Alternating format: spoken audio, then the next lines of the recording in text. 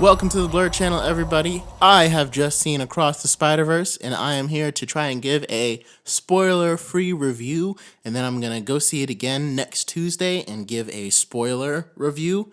So for right now, my spoiler-free review, if you are even contemplating or thinking of the notion of trying to see this movie and take your kids or something, go see it.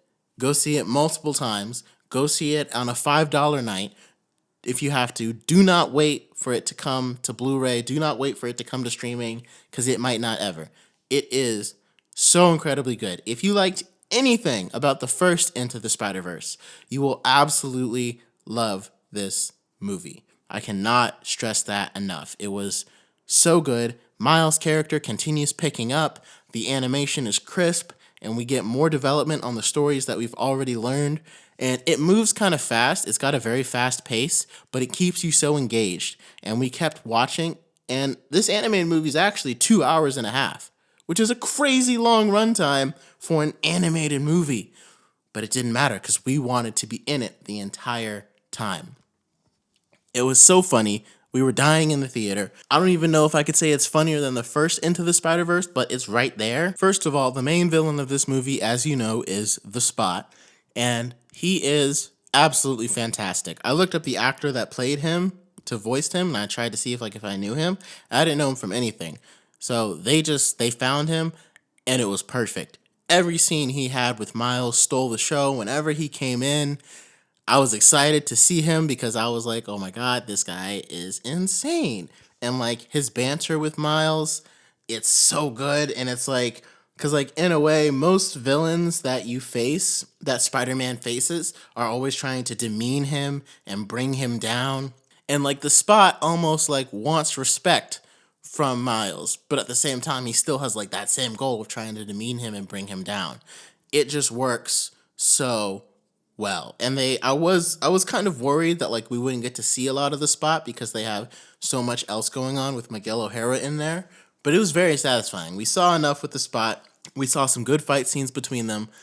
And again, I don't know how Sony can come up with this banter for this movie and they don't apply it to like their other movies in their Sonyverse, like Venom and Venom 2 and Mobius. Like those were so terrible. And it's like, if you could just get the same people that did this one to do those, they could be so much better. But then again, like I said, it's animation. Sometimes you can do things that you can't always do. Just like Into the Spider-Verse balancing so many characters so well, yet we still got our main hero and main villain, but we still got satisfactory arcs from Peter B. Parker, from Spider-Gwen, from even Spider-Man Noir. Like he was a side character. We still got a satisfying character arc for him in a movie that was stuffed with heroes and villains. This movie did the same thing. It's still kind of stuffed with heroes and villains, but instead of having one, you've kind of got the Spot, and then Miguel O'Hara is definitely playing the anti-hero role, and that'll be pretty fun to unpack. I love how they added Jessica Drew in there, because that's when she first came on, I didn't see the trailer that revealed Jessica Drew, so when she came on, I was wondering, are they going to say that that's Jessica Drew? And they did. So that's Spider-Woman. In the comics, you know, she's not from an alternate reality. She's just Spider-Woman in our MCU continuity. But I think it was smart just to bring her in as another alternate version of Spider-Man because it just made the most sense at this point. And so some of the reveals we got on Miles' powers and where they really originated from, it's really incredible. And I kind of want them to go more into Miguel O'Hara in the next one, which I think that's what we'll get. Honestly, I think Beyond the Spider-Verse has a chance to be the best out of the trilogy. Right now, I have Into the Spider-Verse as the best of all the Spider-Man movies that we've gotten, as well as better than this one. But again, only by a tiny, tiny fraction. And Beyond the Spider-Verse is going to set up and completely lay the foundation for everything. And so I'm so glad that I went to see it. I'm trying to think of what else I loved about it. Spider-Gwen, we got a really good look at her character and what defines her. And that was unexpected, but very refreshing. And it didn't take away from the movie, or it didn't kind of shift it to like her story. It just kind of set things up really well, because as soon as it went back to Miles, we all knew, okay, we're back in Miles' story. And again, it's so funny and jittery. It's just, so good.